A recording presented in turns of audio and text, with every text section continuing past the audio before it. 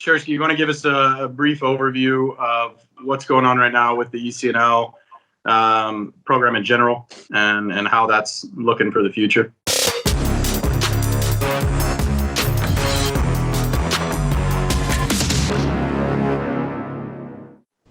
Ladies and gentlemen, welcome to the 10th episode of the Jimmy and Kyle Show. It's our silver anniversary.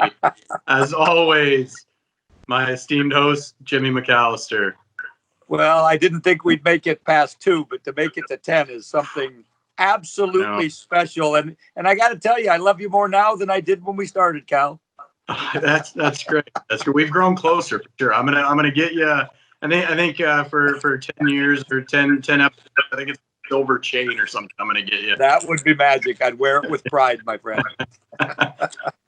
Today our guest is Alex Chursky, boys ECNL Director and Technical Director at Seattle United. How are you doing, Alex? I'm doing great, guys. Second time on the show. I was on the first one, so it's been a hell of a ride. The smoldering Canadian. All right, guys. Today we're going to talk about the boys program. We're going to talk about ECNL as well for boys. But before we get started, let's get to our Show Us What You Got segment. First up, we've got Hadley from GO8. Oh, man. Nice take-up. Nice little pickup there. Definitely been doing some work at home for sure. Well done. Fantastic. Well done. This one's my favorite. Oh, look at this one. That's the my reverse. favorite. Yeah. That's pretty cool. Yeah, that's neat. Good job, Hadley. That's good And stuff. next up, we've got Tristan Tiffs, who is one of our newest players. He's U8 boys 2013. 2013. I know. Wow. What do we got here? Oh, he's going to smack it. Slow-mo. Look at this smash from the top of the box. Look at that. Oh, You roped that pretty what good. a nice little strike. Oh, Maradona. Yeah, Oh, man. Well done. good job, Tristan. Fantastic. All right, guys. So today we're going to talk about the boys program. We're going to talk about ECNL. Chursky, you want to give us a brief overview of what's going on right now with the ECNL program in general and how that's looking for the future? Well, certainly. So if any of you have been keeping track, just from the start of this year, the league has grown exponentially, both in size and quality, right? With the ending of the DA, a lot of really, really strong clubs have entered the boys ECNL, and the league has gotten incredibly strong, especially with a bunch of teams coming in from California and other areas of the country where they were playing as a DA club. So everybody's very excited about that. I think right from the start, that's a huge bonus for this year. We, like everybody else in the country, are eager to get back onto the field. But, with our 7 teams, we're excited to get started and, excited to compete. We have the organization is currently working on a schedule for showcases and what that looks like. I think for our families right away, having those California teams come in, they're adding a California event, which is perfect with us being on the West Coast. I think they'll continue with the Las Vegas showcase in November, which was an excellent time and location as well. And the competition's only gotten better, and so everybody should be looking forward to that. And it's fun to talk about some things that hopefully are into the future, and because that's what we're trying to keep every player looking towards, that we will get back on the field, and there are a lot of good things coming down the line. It's just having to be a little bit patient and safe right now. Yeah, and the league, to be clear, the league itself in our division, we're still a pretty local division. We're still playing locally. We're not having to travel across the country to play a league game like some of the other programs are. We get to play here in Washington, maybe Portland for a game, and then when we go to the showcases, right, that's where we get to play against the big dogs from Southern California and Vegas and whatnot. Correct. Yeah. So, the great thing about how the league is structured is that every game in our division is within Washington. You have a trip to Spokane and a trip down south to Vancouver, but all those games being within the state, it's manageable. It's good competition. But then, the obviously the new national structure of the league now provides that added bonus when showcase time happens, when playoff happens, and hopefully regional and national championships happen as well. Yeah. As much as things change, sometimes they come full cycle or circle. I think it's important to note that, like the guy said, the league games are basically at home. You get the competition against the Crossfires of the world, the Snohomish, the Packs, the Washington Premiers, obviously, that are great clubs, and you showcase to some of these regions like Southern California or whatever. I don't think it's sustainable to have league games in California or Northern California. I think especially in the situation we're in now, travel will be brought in. I think we have to be sensible, not only from a travel standpoint, from safety and health, but from a cost factor. We've always been a wee bit isolated here in the Northwest. We're not like we're in Detroit where you could take a bus ride to 15 other academy places. So we're spread out. And it's just not cost effective to go to Northern Cal or Southern Cal every weekend. It's just not. So I think this is the way to go. Get your good local competition. Work hard between the clubs to make it quality. The Crossfires of the world, the East Sides, the Washington Premiers, the Packs. Work hard to make good, strong leagues. And then when you do venture away, it's for a purpose, not just to get on a plane every weekend and go to Northern or Southern California. It's just not happening anymore. Absolutely. And with a purpose as well is important. I think the ECNL has done a fantastic job of being collaborative and knowing what each individual market in the country wants. And, not to beat a dead horse, but I think the DA certainly missed out on that. Our top U13, U14 teams didn't have year-end competition while in the DA when, many times they were very much good enough to be in a regional competition, a national competition, and the players deserve that. They earn that.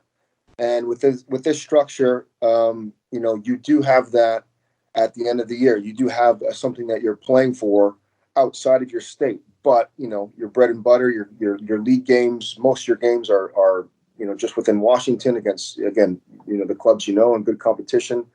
But then that opportunity to go outside of that certainly exists, and in an excellent competitive way for sure. And I do think that what the Sounders have done has been phenomenal as well. And they travel quite a bit, and they're in the MLS league, but they've also have it funded for the players. So we're not trying to pay all this money to go play. The Sounders have done a great job of being competitive, and we work with the Sounders with our youth programs and everything else to make sure those kids that want that level get that level. And the Sounders have done a great job of taking care of them. But for a local club to get in an airplane every week or quite often is very difficult. I have to be upfront with you. You have to have funding, or you have to have kids that can afford that. And we've been built on, everybody that wants to play can play if they sign up. And we have a hefty financial aid program, a very thorough financial aid program. But, it's just, I think local competition with a few ventures out a year is the way to go. Absolutely. Yeah. And when you talk about the Sounders, you're talking about a small subsect of players. You're not talking about 8 different clubs having to send 20 kids each across the country to play all the time. Correct. You're talking about small subsect of players.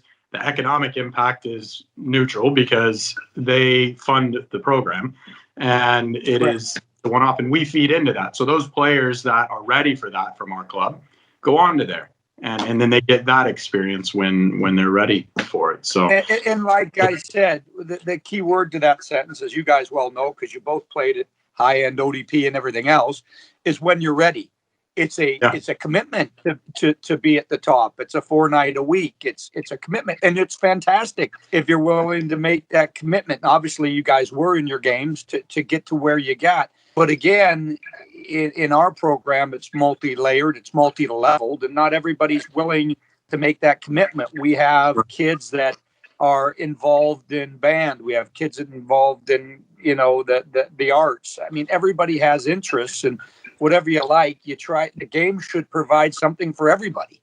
If that's a travel team at the highest level, that's fantastic. If that's a team that doesn't want to do that and wants to train twice a week and do other things, that's fantastic as well. To each their own, Yeah. And when we talk about the showcases for ECNL, those, especially when you get into the U16, U17 age groups, those are huge for college recruiting. I mean, the college recruiters come out in mass numbers for those showcases. ECNL has done a fantastic job of connecting universities and colleges at D1, D2, D3 to those showcases and having schedules for them. They can make their own schedule and they show up to these games, and it's huge. I know that, when we were talking to Rich about the girls ECNL program, he would tell us how after each event, you'd have X number of kids that would come out of there with an offer as well.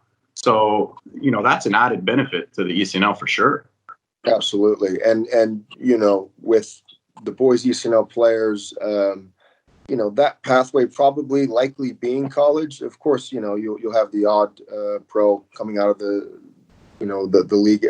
I think that coaches will hone in on that. And again, there's a lot to be said about how exponentially better the league's got, and that's going to just attract more and more college coaches. And it's going to be a lot of fun for our players, and I think we stand to benefit a lot, especially the high school boys, looking to go to college soccer. Yeah. And Chursky, you've been the boys director before in the club, and then you transitioned into the technical director role, and now obviously taking on ECNL director. So you've been around the boys program for a while, throughout the ages. I mean, you coached U11 at times, U12, U13, 14, 15, all the way up through the U19 age groups within the club. One thing that I know that you and I have spoken about, and we definitely pride ourselves on as a club, is having connection as well between the groups. So there are COPA kids that are underneath the ECNL teams that will get opportunities to go on these trips to the ECNL showcases as well, playing ECNL games. I think they call them swing players. Tell us a little bit about that and how that kind of works. Yeah, sure. I mean, just to, address your original point. Yeah, the two of us being first-year coaches in this club since 2010, I think we have an intimate understanding of how this club is successful and how to run it. And, as we started, it was that connection among all the teams in a given age group. My first job within Seattle United as a director was actually called a pod director, where all the boys U11 teams I would oversee. We had, I think, 10 of them at a time. And, we had quite a few directors, but then we've, managed that better as the years have gone. But that connection, that pathway, and most importantly, that relationship between and among coaches and players is critical to the success of our club. As boys ECNL director this year, it's a must. We must have our COPA players, some of our Tango players within eyesight and on the training field with the ECNL teams. And how we go about that is for us to determine, and hopefully we can find a good, consistent way of providing that for all the players involved. But with us not having tryouts and with this big break in soccer due to the health crisis, it's even more important this year that happens, and we'll certainly make that happen. You and I, Kyle, obviously working together for 10 years, know each other very well, and know how to communicate and know how to make this happen in a really effective way for sure. Yeah. So, when we talk about this, we're talking about a connection between the COPA players to the ECNL, the Tango players to COPA, Samba to Tango, and obviously as well, region to Premier. So a regional blue team player to the premier Samba player as well. It goes all the way down to regional B teams having a connection with their regional A teams. And you, I believe, have coached players that have gone from the years where they started off in a region all the way through to, the equivalent of an ECNL team or a COPA team or DA team. We've seen those things happen year in and year out throughout the years. And it's a marathon, not a sprint. That's what I try to tell these parents. It's a marathon, not a sprint. Bide your time. You're not going to jump from a regional blue team typically to an ECNL team in 3 months. Take your time, move through the level, trust the process, and eventually, you'll have opportunities to continue to move up. Yeah, absolutely. I think that's, some of the most rewarding players and stories in the club is a player that started out at a lower level and moved his way and worked his way up through the teams. And our structure allows that. And, that's I've always found that to be incredibly rewarding and fun when that happens. I think that, just kind of it's comparable to when a top player goes to the Sounders. It has to be at the right time. Mm-hmm. And when that player's ready. We've had players go at 12 years old, 13 years old, 14 years old, and all the way up to 17 years old. And it's the same thing for a player on a COPA team or a Tango team or a Samba team or a regional team within Seattle United. When that player's ready, they'll move up. It's simple as that, and it's a marathon, and it's decided over the years. But I was proud to have on my ECNL team last year players that had played in the region, players that had played on a Tango team, obviously on a COPA team, and from 13 to 14, some movement like that happened. And it was a lot of fun to see, and it's what our club is built on. I think it's fair to say, though, that it has to be, it can't be just lip service that we have movement, we have this. And I think you have to be able to articulate to a parent or a player the reasons why they can or can't make that jump. And I think if the reasons aren't articulated in a proper way, people think it's lip service and people aren't doing their job and they're just saying that to get. So for me, if I want my kid to move up and he doesn't get that chance or she doesn't get that chance, we need to know. And if it's an older player, my child needs to know. And if it's a younger player, I need to know the reasons why. And you've got to give people a reason or something to do to change that, because it's not enough to say you're not ready. I can say that and not even see a player, but you have to say you're not ready. And here's the reasons why. And here's what you need to do to rectify that. Then people go away saying, right on, it's given my players something to hold on to, that we may have a chance to go from a white team to a blue team, or a blue team to a Tango team, or a Tango team to a COPA team. I think that's our job. And sometimes that goes a bit lacking. I'm sure you guys starting out, Alex, you've been technical director for a while. Kyle, you're new to the boys coaching director. Those things have to be articulated with the parents, or it comes off as lip service or, pardon my BS. You know what I'm saying? Yeah. So those things have to be taken care of very well. Mm-hmm. Absolutely. And to change the topic here, I haven't looked at myself in a mirror or on a TV screen for quite a while. Well, this week I cut my hair myself. So I'm thinking, I did a pretty good looking job compared to looking at you guys. It's not I bad. did all right.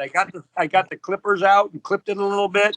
So I'm not a runway model by any stretch of the imagination, but it's doable. I can walk around and people not throw tomatoes at me or anything. So That's good. The coronavirus creates a lot of problems, my friends. Yeah, that's true. Well, the good thing, like you said about hair, is it grows back. So if you do have a little mitt time, most of the time. There you go. So Jimmy, I want to ask you, just because before we started Seattle United, you coached in the DA back in 2007, 2009, and obviously at a very high level. You went to nationals, all that kind of stuff. What are some differences and definitely some positives you see about how the ECNL is run comparatively with what used to be the DA? Well, it used to be more team-based recruiting.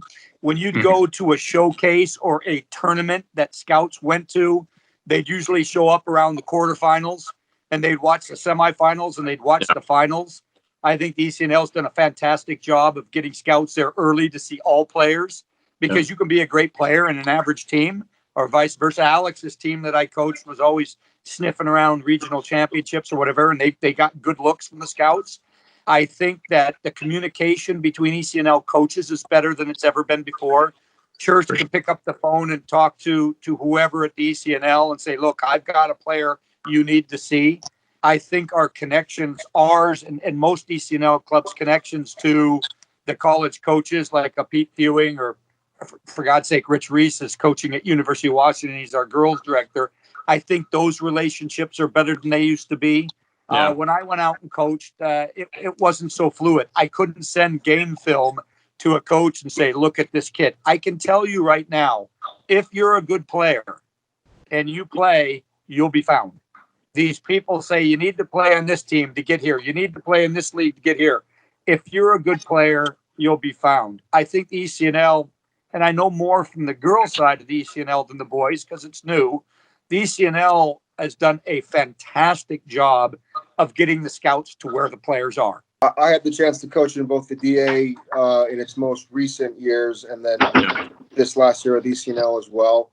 And again, I mentioned the point of having that year-end competition for at least the 13s and 14s.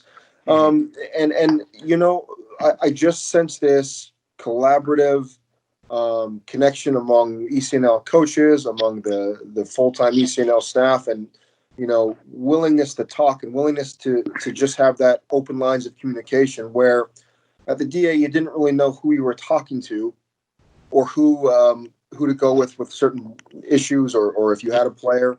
We went to a event in San Diego one year, and I think they scouted the first game just because you know, it was all local in San Diego, and by the third game I don't think I saw a scout after that. So you know, I do feel that they're building something great here. It's gaining momentum. It's been a huge year for its expansion, and it's only going to get better from here. Yeah, one thing I noticed, and only because, like you, I coached in the younger age DA program when it started at 12 and 13, 14, is, you had a group that tried to, and USSF that tried to put a one-size-fits-all for the entire country. And here it seems like the ECNL leadership is given a little bit more autonomy to each region, each area, to do what's best for them. And with the showcases being more regionalized, especially the upcoming ones with the influx of clubs into the program, that you're not having to travel to Florida to play in something. You can go down to San Diego or LA, you can go to Vegas. You can choose to play in certain events that fit your budget, fit your travel a little bit better. It seems like they actually listen to the clubs and to the leadership at each club, and really take those things into play and give a little bit of power to the clubs as well, instead of dictating constantly what's going to happen. Yeah, well, I mean, and here's an example of that right away. So last year's Florida event, I believe, was 2 or 3 days after Christmas. Yeah. It didn't really work for the rest of the country. It may have worked for people in the southeast of the country, okay. Right. But this year they moved it to, I think, late January 22nd. That's doable.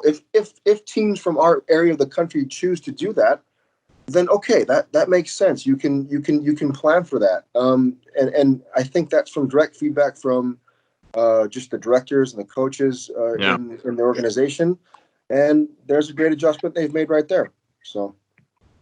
Yeah. So Jimmy, let's circle back to you on the what differences you see, having been a DA coach in really the DA's infancy back in 2007, 8, and 9, before this club started, and what you see now within the program. Well, Kyle, I think Alex was right. When I first joined the DA, it was about control. It was about controlling everything, who you could play, what scrimmage games you could play locally, what you could do, what tournaments you could go to, how many kids you could strip, what kind of drink you drank.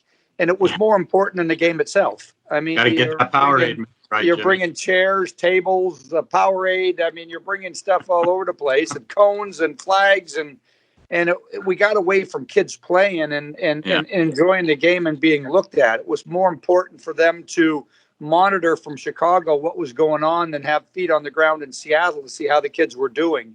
And Alex is absolutely right. The ECNL has been flexible. They've listened to the people that live it on the field, and they've made adjustments where they feel they needed to. This league we have, the Northwest Division, is fantastic. And then you can branch out and play Southern Cal teams. I think that's the way it needs to be. They're putting the power back on the guys that are running it. Like I said earlier, you'd have to send in your tapes for the DA by Tuesday to Chicago at 10 a.m., and I can guarantee you nobody ever looked at those tapes. At least now there's a direct pipeline to ECNL management or whoever you need to talk to with the Sounders to get a kid looked at or to get a young lady looked at if they're at the level to be in the national picture. So I just think there's a lot more collaboration as opposed to dictatorship going on, you know? Yeah, and you have these regional all-star teams as well where they get to go play in a national event and get looked at again. Which the clubs get to decide who those players are. It's not an arbitrary guy sitting in Chicago telling you, well, we're going to look at this player, that player, and that player. I could tell you a funny story. I was at the Surf Cup about 5,000 years ago, and a team that played in our league was playing, and they had a player that I thought was absolutely categorically average. I mean, every time we played him, he was average. I turned around in San Diego and looked at the kid, and he smashed one from like 30 yards in the upper V and got a full ride to some school. And after I met the coach that gave him the full ride, after about a year, he said, what did I do? Well, they don't have any intimate knowledge. They need to talk to the people that see these kids every day in the environment. You can go to San Diego in a showcase and have a stinker of a game. It happens. I can remember Alex in one game down in California had about 10 chances to head the ball, and he kept heading the ball over there. If it wasn't for everybody knowing him, he wouldn't have got that big ride to Seattle University, you know. If you looked at just one random sample of a kid, anything can happen. Yeah. You know, at least they're calling, good or bad. Yeah, they're calling the coaches and saying, what do you think of that kid? And the coaches can help with that, you know? Yeah. Those wounds are surprisingly still fresh. Ouch. I didn't even yell at him. I was a nice guy back in those days, wasn't I? Wasn't I, Alex? What happened? No comment. Chursky, and you know what? ODP's come back with a vengeance. Now the MLS is dealing with ODP. Whatever's old is new, and whatever's new is old.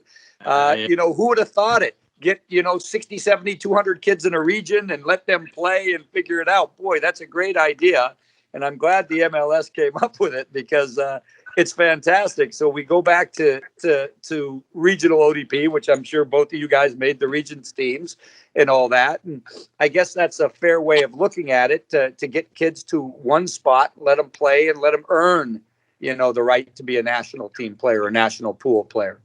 Yeah, it's like fashion, right? It's cyclical. So, bell bottoms. I just bought a pair of bell bottoms, to be honest. Bell bottom golf pants. They're pretty cool. I'm going back to a mullet here soon. I can guarantee you that one.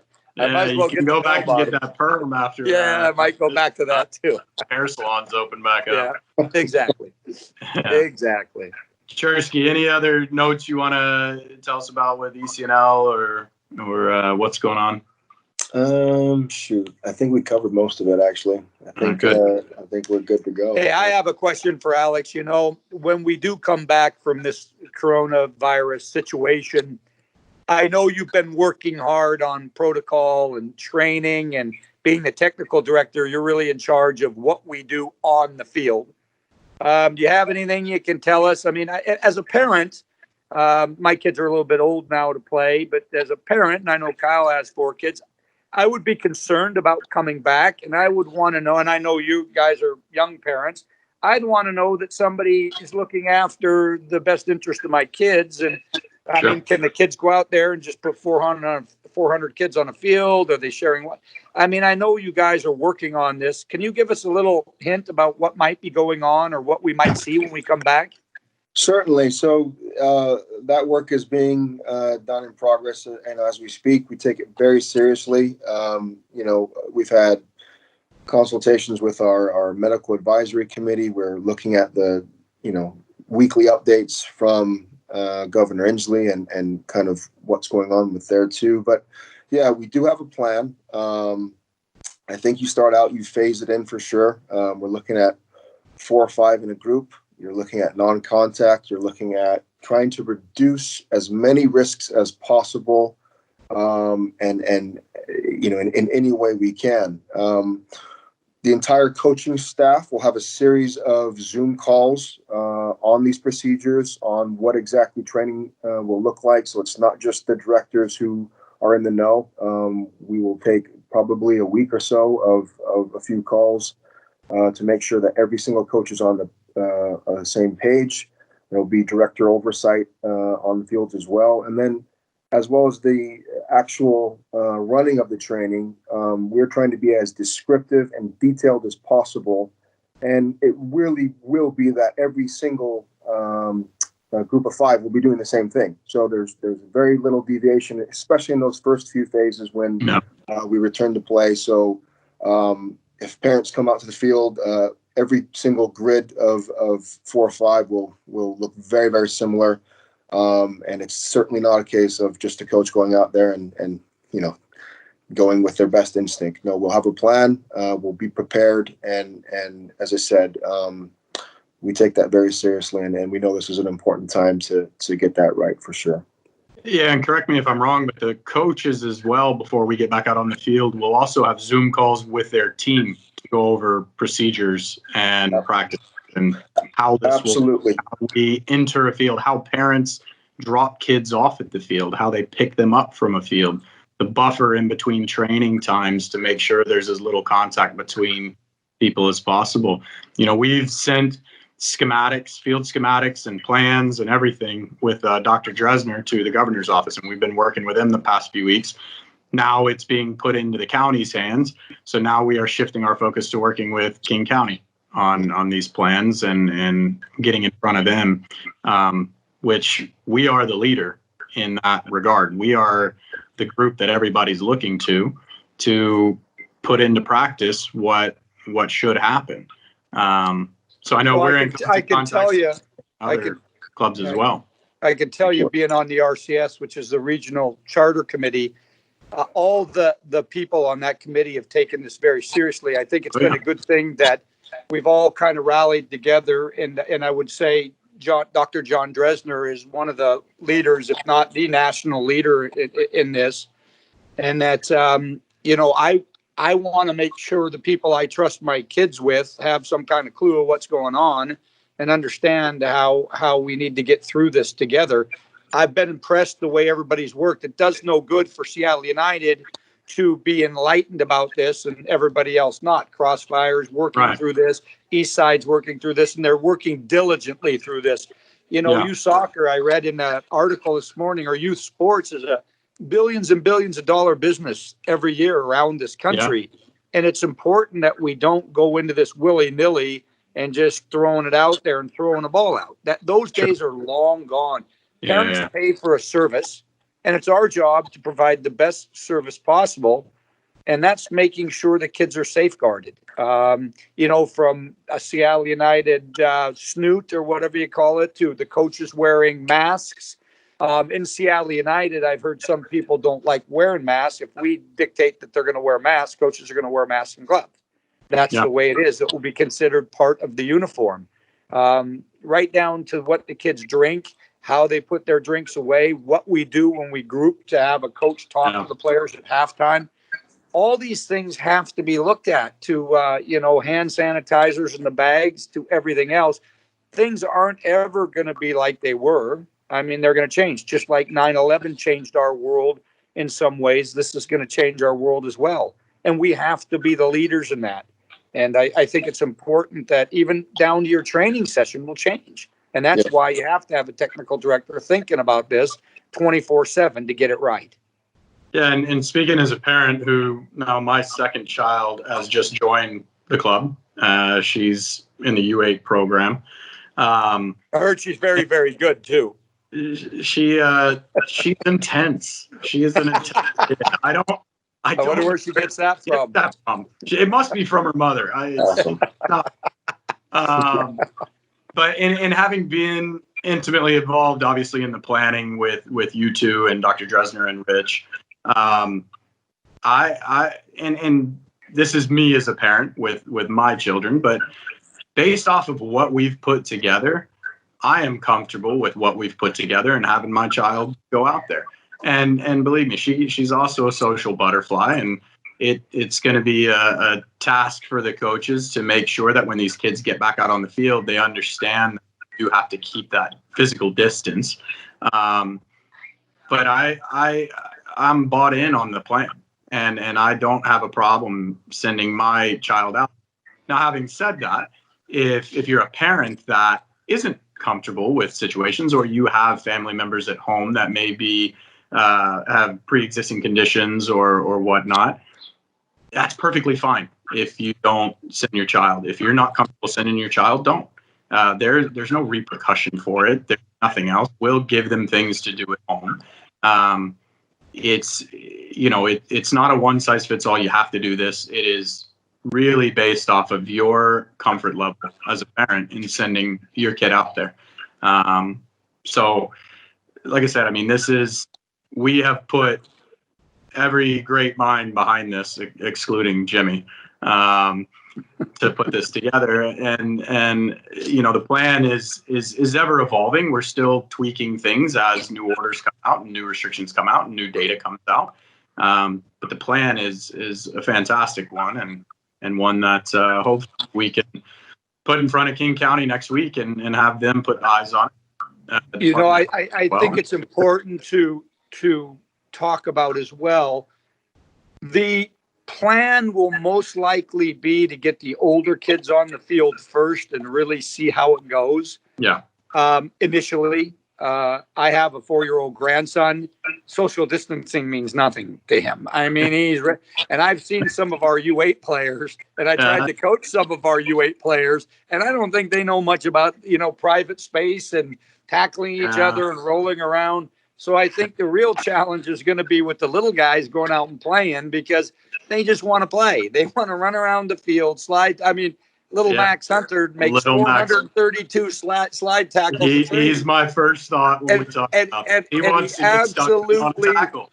He absolutely loves it. But when you go to a break, he's got your legs. He's, and he's just enjoying the game the way it should be. This is a kid's game. Yeah. So it's going to be a little bit difficult to buffer some of the enthusiasm of little boys and girls, but we'll do our best to try to keep them socially distanced and disciplined, if you can use that word with a 7-year-old player. But, I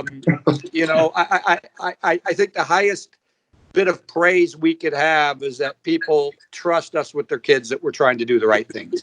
Yeah. Whether we always accomplish that or not is another story, but we always set out with the ambition to do the right thing. So, absolutely.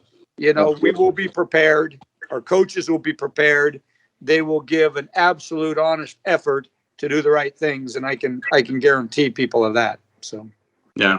And I believe everybody around the league's in the same boat, because you know what? It doesn't do any good for us to do this, that, and the other thing, and then have an outbreak with another club and they come and shut the whole thing down. We're responsible for all of us. We want everybody to be successful and safe so the game can be played and kids can go out there and enjoy the game. Yeah. Alex, any closing thoughts on the boys program, ECNL?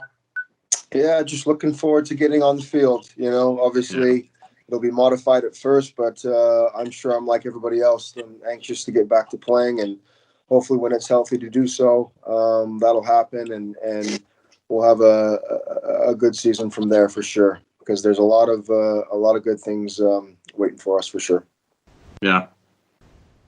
Jimmy, any last closing thoughts? Well, I got to tell you, yesterday I had the time to get out and play a little bit of golf, and I partnered with no other than Kyle Rodiver, and holy cow, man, he's looking good. I tell you what, he's fit. I think he's ready for the beach in San Diego. I don't know what he's been doing, but he's been doing that Peloton thing or whatever the heck it is, because I tell you what, or he hasn't been eating, one of the two. But there you go. Yeah. Little diet change. Little. Holy cow! Yeah, fantastic. I'm a little. I gotta say, you know, I'm a very competitive person, and I've not seen that out of my wife, who actually went to school with Chursky at Seattle U, and she was on the swim and dive team. She is the most competitive person on that Peloton I've ever seen in my life, and she talks trash to me, and really puts me in my place. She's humbled you into working hard and getting fit, right? Yeah. So I got to give her credit. She is phenomenal on that thing. But yeah, look, I mean, just like Chursky said, we're all looking to get back out on the field, but in a safe manner. Do it when we can. Don't push boundaries where you don't need to. And that way, when we do get back out on the field, it's for the long run. It's not just for a short stint, and then we got to shut back down. I can also tell you on that we're very politically connected. Yeah. We've been working through the proper channels. You know, in this deal, you know, there's been a lot of great performances in the pandemic, but I tell you, John Dresner's been unbelievable for the kids, advocating for the kids. Absolutely. He has done things that and spent time that I wouldn't expect or ask for. The amount of time he spent on behalf of our kids, and he just wants to get the kids playing. You know, but obviously he's a doctor in a safe way. And so I just think that you can get, I think that this has been all right. You know, it's hard staying at home, but some of the technologies we picked up and other things have been fantastic. Yeah. Well, thanks everyone for joining us. As always, you can find us on Apple Podcasts and Spotify. Until next time, Jimmy, I hope I can find you a silver chain for our 10th anniversary on the show. Well, yeah, you know, little chain, and we are partnering on the golf course. It used to be chained to a dead man. Now you've gotten so fit, it's like you're a great partner. I don't know what happened. I know it was all your positive mental talk. I'm always positive about your golf game, Kyle. I mean, there's a few things in the, back in the day I wouldn't call you. And the biggest thing I wouldn't call you was partner, but now you're my partner, and it's financially working for me. It is financially working. It's great. But then again, we only beat Dave Griffiths and Paul Auer. It wasn't like we beat Freddie Couples and Tiger Woods. That's true. But you know what? We're working our way there. We're working our way there. Yeah. All right, guys. We'll see you next week. Good stuff, guys. See you guys. Yeah.